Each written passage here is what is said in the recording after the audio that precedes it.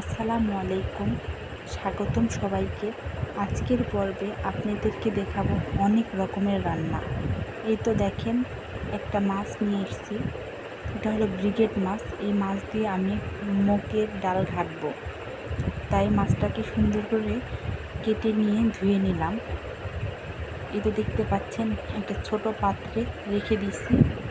মাছটাকে সুন্দরভাবে ধুয়ে রাখছি। আমার মাছ ধোয়া শেষ। এখন আমি পেঁয়াজ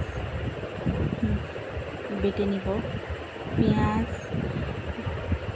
রসুন, আদা সব কিছু বেটে নিয়েছি, আর পেঁয়াজগুলো কুচি কুচি করে কেটে নিয়েছি। এই তো আমার কেটে নেওয়া শেষ, কারণ গরুর মাংস রান্না করব। এই তো মাছগুলো পিস করে কাটছি, যাতে আলু ঘাটে দিতে সুবিধা হয়। এই তো আমি গরুর মাংস সব কিছু ময় মশলা দিয়ে রেখে দিচ্ছি সুন্দর করে। আদা রসুন বাটা সব কিছু দিয়েছি। এটা সবজিটা ধুয়ে নিব। এই তো এখন আমার গরুর মাংস রান্না করা শেষের দিকে। দেখেন কত সুন্দর হয়েছে। এখানে প্রায় 10-12 কেজির মতন গরুর মাংস আছে। অনেক লোকের রান্না, এই কারণে রান্নাটা বেশি করে করছি। দেখেন কতগুলো গরুর মাংস, আর কালারটা দেখেন কত সুন্দর।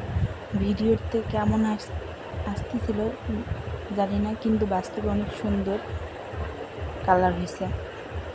এই তো গরুর মাংস রান্না করা শেষের দিকে। এখন আমি ঢাকনা দিয়ে ঢেকে দিব।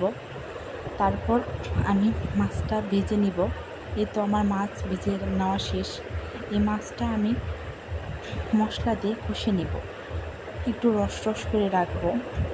এই তো মাছটা আমি মশলা দিয়ে ভালো করে কষে নিয়েছি। আরেক চুলায় আমি ভাত বসিয়ে দিচ্ছি। এই তো এইমাত্র ভাতটা বসিয়ে দিলাম। এখন আমার মাছ রান্না করা শেষের দিকে। এই তো আমার মাছ রান্না করা শেষ। এখন আমি ঢেঁড়স কুচি কুচি করে কেটে নেব। এটা আমি নিমকির মতন করে কেটে নিয়েছি, যেন দেখতে সুন্দর লাগে। আপনারা চাইলে এইভাবে কেটে নেবেন, দেখতে ভালো লাগে। তারপর আমি এই তো এই মাছটা দিয়ে মুগের ডালের ঘাটি করছি। দেখেন কত সুন্দর হয়েছে, খুব টেস্টি হয়েছে। যেমন দেখতে সুন্দর তেমন টেস্টি হয়েছে। এই তো তারপর আমি সবজিগুলো সুন্দর করে রান্না করছি।